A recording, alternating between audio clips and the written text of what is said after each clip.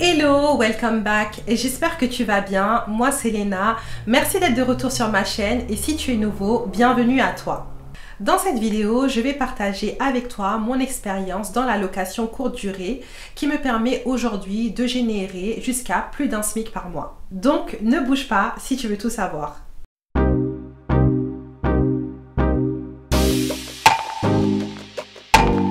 Dans ma vidéo précédente, je vous ai parlé de comment je suis tombée dans l'immobilier locatif et comment j'en ai fait ma seconde source de revenus. Et là, pour compléter l'histoire, je vais vous raconter comment le passage en location courte durée a propulsé le niveau de profit que ce bien m'apporte et m'a permis de passer de 250 € par mois à plus d'un SMIC, donc 1 200 €. Donc, rentrons dans le vif du sujet. Je vais commencer avec les bonnes nouvelles, donc je vais vous raconter comment je me suis lancée, puis après je vais vous parler des sacrifices que j'ai eu à faire et on finira par le bilan. Alors, comment est-ce que je me suis lancée dans la location courte durée? Comme je vous l'ai dit dans ma dernière vidéo, quand j'ai acquis mon premier bien immobilier, j'avais dans un coin de ma tête le fait que je voulais un jour faire de la location courte durée via Airbnb. Et d'ailleurs, ça a été un des facteurs déterminants dans les différents choix que j'ai faits quand j'ai pris mon bien. Comme la localisation. Je voulais une ville collée à Paris, vraiment limitrophe. Limite, tu marches quelques minutes et tu te retrouves dans Paris intramuros. Parce que je pensais aux touristes. Parce que je voulais que les personnes qui séjourneront dans l'appartement puissent vraiment jouir à 100% du fait d'être dans Paris. En tout cas, presque dans Paris. Donc métro, tram et sécurité obligatoire. C'est ce que j'ai réussi à obtenir dans mes fourchettes de prix. Donc vous voyez bien que ces critères-là, c'était plus pour la location saisonnière courte durée que pour de la location longue durée.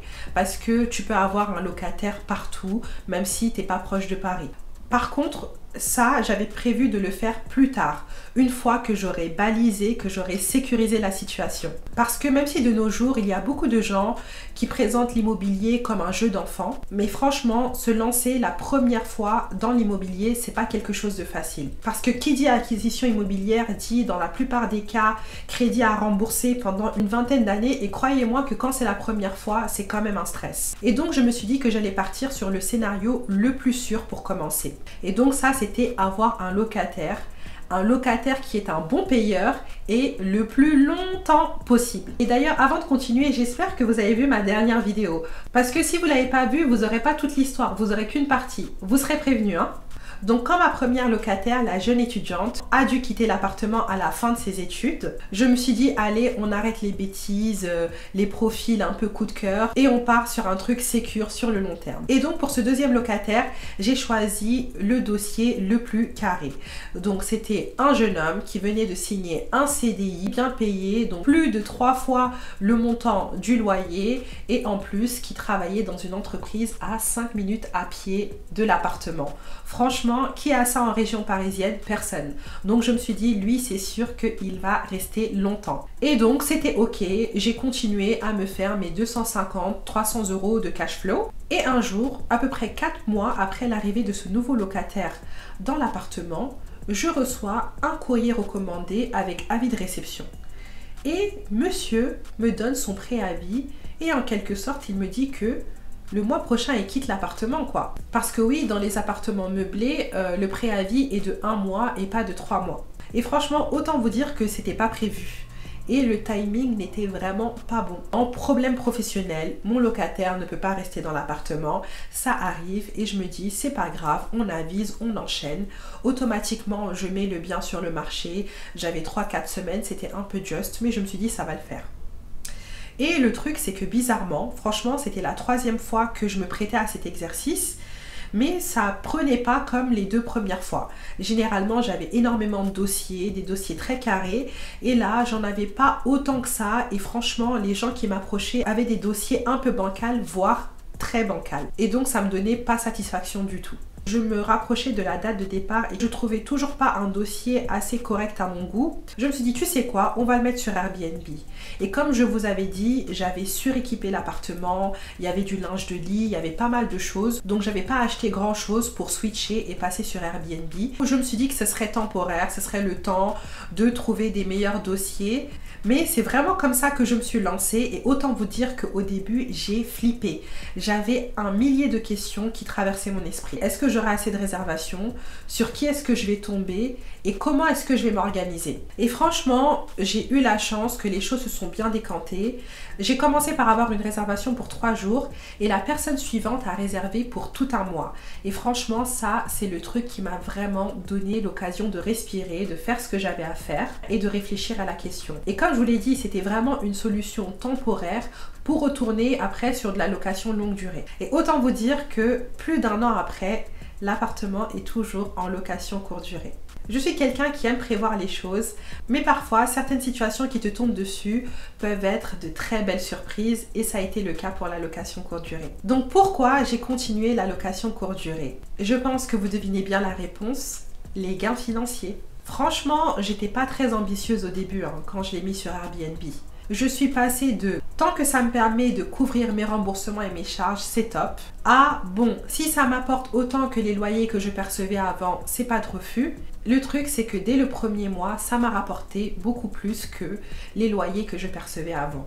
Et c'est ça qui a été la belle surprise. Et aujourd'hui, je suis à la 2e année d'exploitation en courte durée et chaque mois, ça m'apporte entre 900 € et 1200, 1300 € de cash flow. Donc, c'est les rentes nettes après avoir payé toutes mes charges. Donc, ce passage de la location longue durée à la location courte durée m'a littéralement permis de tripler les gains de cet appartement. Je suis passée d'un complément de revenu à quasiment un salaire en plus. Donc, c'est vraiment pas négligeable. Donc, maintenant qu'on a parlé des choses positives, on va passer au sacrifice qu'a nécessité ce passage en location courte durée. La location courte durée, c'est une activité qui peut être très lucrative si toutes les conditions sont réunies. Justement, je couvre tous ces sujets dans ma formation Se lancer en location courte durée qui sortira en avril. Et si vous voulez apprendre toutes les méthodologies de fond en comble, tout ce qu'il faut pour réussir votre passage en location courte durée, préinscrivez-vous à cette formation.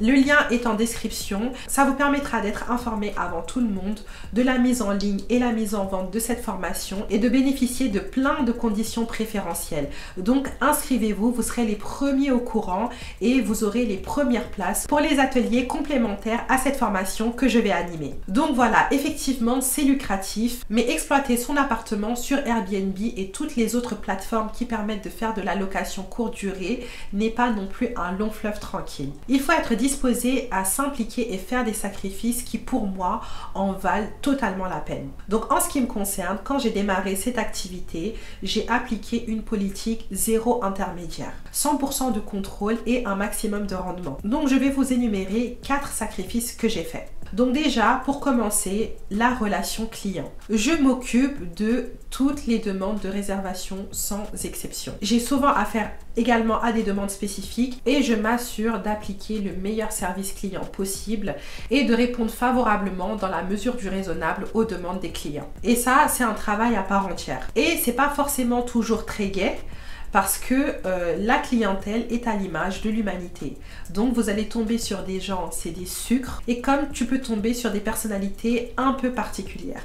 Le deuxième sacrifice, c'est que j'ai fait le ménage. Pendant plusieurs mois, je me suis occupée moi-même de faire le ménage après chaque départ de guest de l'appartement. J'ai nettoyé après les gens, certains étaient soigneux et d'autres l'étaient moins. Mais bon, c'était pas toujours glamour, mais franchement, ça m'a pas dérangé. Ça me permettait d'avoir une bonne maîtrise de la situation. Et donc, j'ai fini par déléguer cette partie un peu plus tard parce que c'était pas gérable. Bien que je faisais très bien le ménage, j'avais pas non plus une valeur ajoutée sur cette étape et j'avais bien mieux à faire. Le troisième sacrifice, c'est les frais supplémentaires. Parce que faire de la location courte durée engendre des frais supplémentaires. Déjà, il faut prendre à sa charge l'électricité et la connexion Internet, fournir une télévision, fournir des produits de ménage, du papier toilette, quelquefois du café, quelquefois de l'eau. Ça dépend des hôtes. Et moi en tout cas j'essaye de fournir le maximum de choses pour rendre le séjour le plus agréable aux locataires.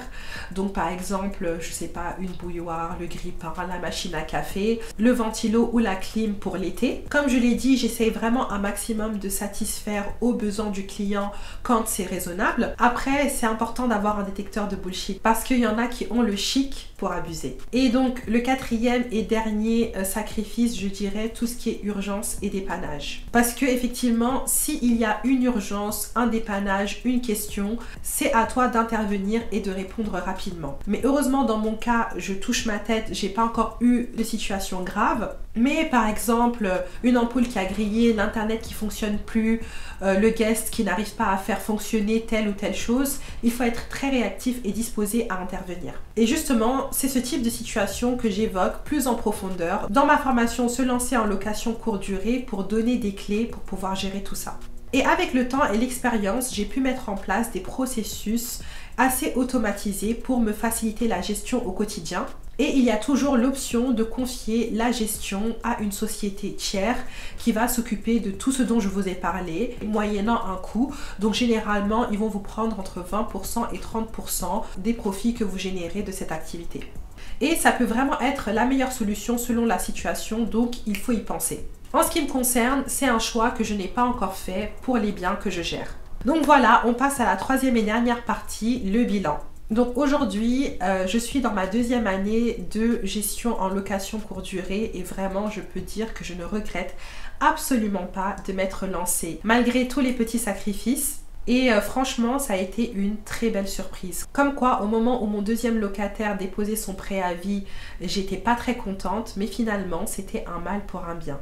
Et c'est un apprentissage qui est toujours en évolution, qui m'a permis de tripler littéralement la rentabilité du bien et mon cash flow.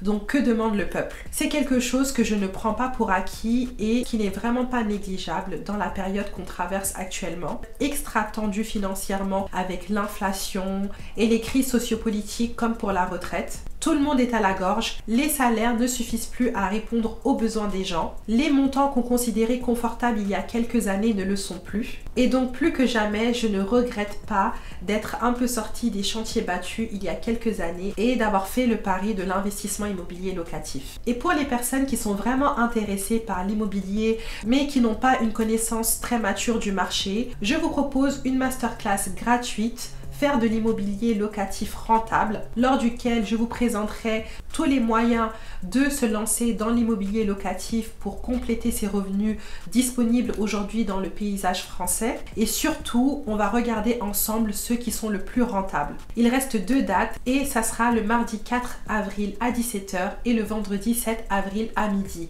Donc ne rate pas cette occasion. Et comme je l'ai dit en début de vidéo, pour ceux qui sont fixés dans leur choix et qui veulent se lancer dans la location courte durée, vous avez ma formation ciblée sur la location courte durée sur les plateformes comme Airbnb que je vais lancer en avril. Donc préinscrivez-vous si vous êtes intéressé par ça. Et si vous n'êtes qu'au début du process et que vous voulez en savoir plus sur le marché immobilier, eh bien venez à cette masterclass gratuite. Donc voilà, je vais arrêter ma vidéo ici. J'espère que vous l'aurez apprécié. J'ai vraiment tout partagé sans filtre sur mon expérience dans la location courte durée. En tout cas, si vous avez aimé, n'hésitez pas à liker, à vous abonner, à activer la cloche des notifications.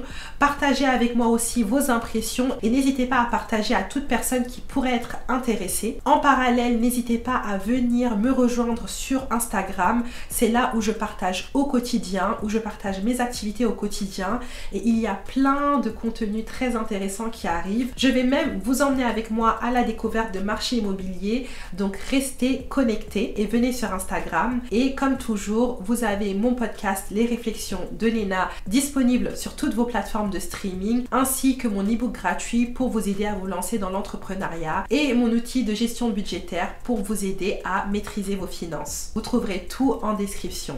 Je vous dis à très bientôt pour une prochaine vidéo. Ciao!